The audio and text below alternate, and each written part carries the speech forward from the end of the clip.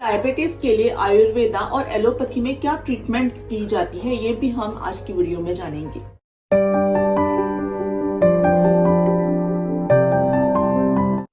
नमस्कार, मैं डॉक्टर स्वाति अणवेकर आरोग्य हेल्थ रेमेडीज हिंदी में आप सबका स्वागत करती हूँ। पिछली वीडियो में हमने ये देखा था कि डायबिटीज क्या है, ये हमने जान लिया। अगर आपने वो वीडियो नहीं देखा है तो उस वीडियो की लिंक मैंने आज के इस वीडियो के डिस्क्रिप्शन बॉक्स में दी हुई है।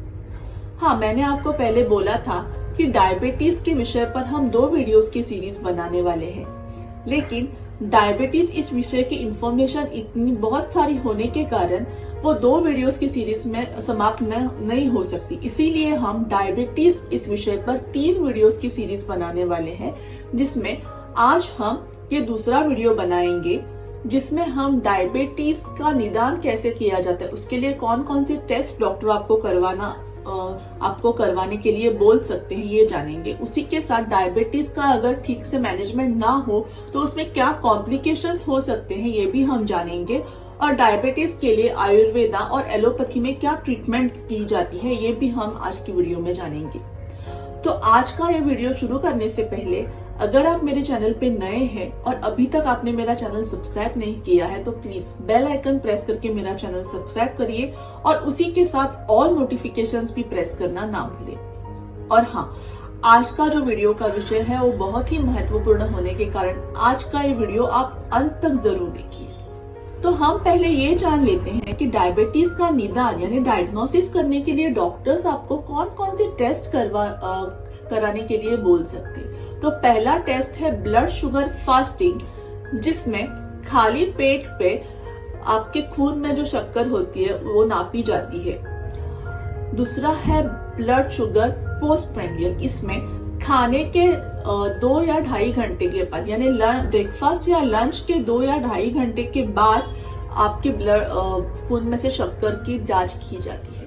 तीसरा है ब्लड शुगर रैंडम, इसमें दिन के कौन से भी काल में खाने का विचार न करते हुए भी रैंडमली ब्लड शुगर यानी रक्त खून में से शक्कर की जांच की जाती है। अगला है ग्लूकोज टॉलरेंस टेस्ट और उसके बाद है HbA1c, जिसमें हमें उस पेशेंट के ब्लड शुगर लेवल्स के 3 महीने का जो एवरेज होता है वो इस टेस्ट में पता चलता है और इसीलिए डॉक्टर्स ये टेस्ट हर 3 महीने में आप पेशेंट को करवाने के लिए बोल सकते हैं। अब डायबिटीज के 2 प्रकार होते हैं, टाइप 1 और टाइप 2 डायबिटीज। तो ये अगर पेशेंट को टाइप 1 डायबिटीज है या टाइप 2 डायबिटीज है, ये जानने के लिए डॉक्टर्स आपको कौन सा टेस्ट करवाने के लिए बोल सकते हैं, ये भी जानना बहुत आवश्यक है। तो उस टेस्ट का नाम है सी पेप्टाइड टेस्ट। और टाइप 1 और टाइप 2 डायबिटीज में ट्रीटमेंट बहुत ही अलग होने के कारण डॉक्टर्स के टेस्ट आपको करवाने के लिए बोल सकते हैं।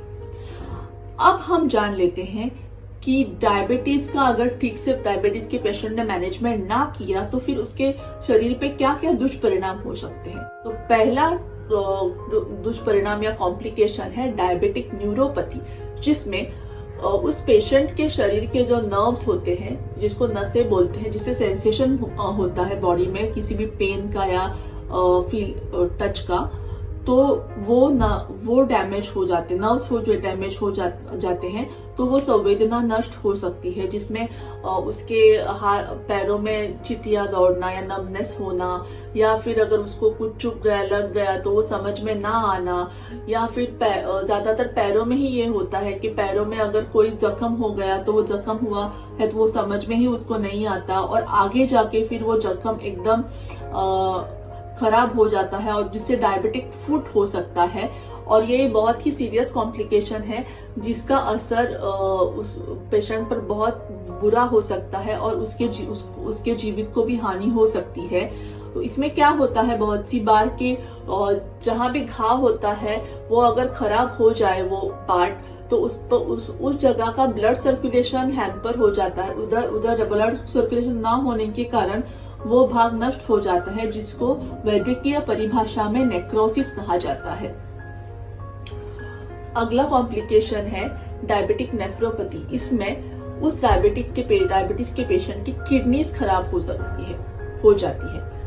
अगला है डायबिटिक रेटाइनोपैथी। आपको पता ही होगा हमारी आंखों में एक पार्ट होता है रेटाइना, जिसका दृष्टि में बहुत ही इंपॉर्टेंस होता है, देखने में विजन में बहुत इंपॉर्टेंस होता है। और ये रेटाइना ही जब खराब हो जाता है तो क्या होता है, उस पेशेंट को धुंधला दिखने लगता है, या उसको देखते समय आंखों के सामने कलर्ड या ब्लैक कलर के डॉट्स आते हैं, दो आंखों में दो विजन्स दिखते हैं, दो इमेजेस दिखने लगती है उसको।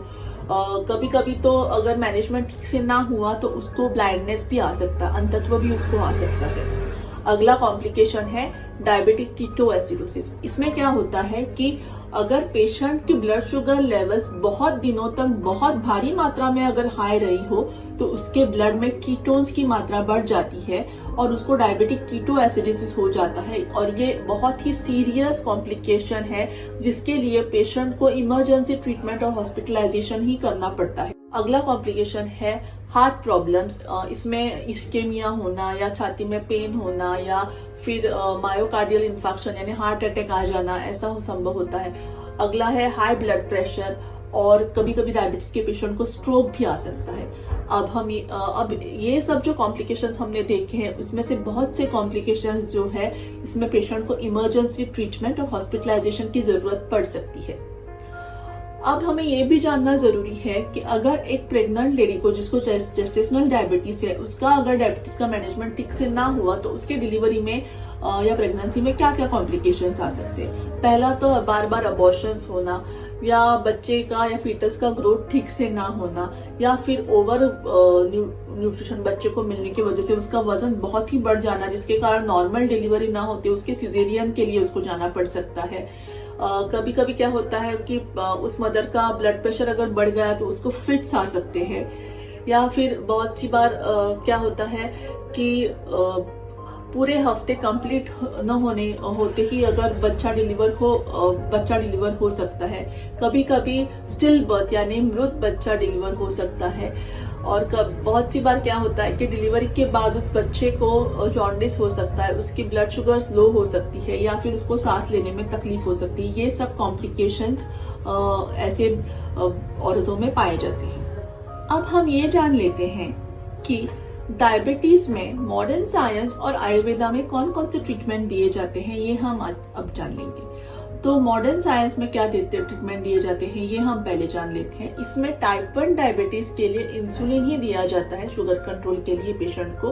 और ये इंसुलिन के बाजार में कौन कौन से टाइप्स उपलब्ध है और कौन कौन से टाइप्स का इंसुलिन होता है और कौन से पेशेंट के लिए कौन सा इंसुलिन सुटेबल होता है, ये सब जानकारी जानने के लिए शायद हमें एक स्वतंत्र वीडियो ही बनाना पड़ेगा। और टाइप 2 डायबिटीज में मेटफॉर्मिन, ग्लिमिप्राइड, पायोग्लिटोजोन इस जैसी टैबलेट्स का इस्तेमाल करके पेशेंट की ब्लड शुगर कंट्रोल की जाती है। अब हम ये जान लेते हैं कि आयुर्वेदा में वैद्य या डॉक्टर्स कौन कौन सी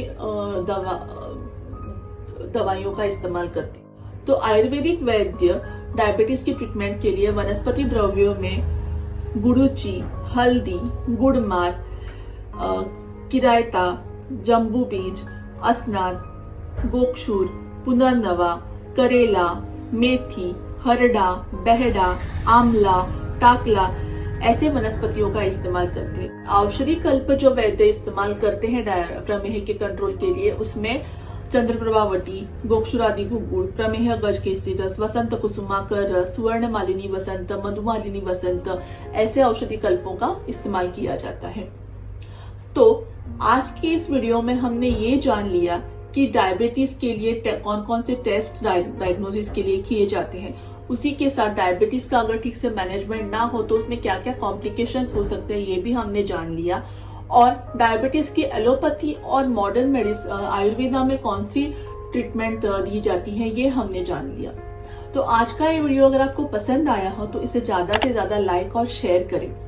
और हाँ, आरोग्य हेल्थ रेमेडीज को फेसबुक और इंस्टाग्राम पर भी फॉलो करना ना भूलें।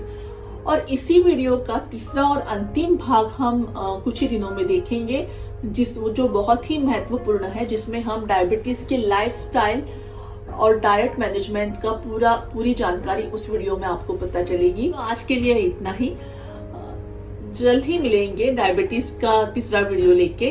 तब तक अपने और अपने परिवार का ख्याल रखिए। और आज का ये वीडियो देखने के लिए आपका बहुत बहुत धन्यवाद।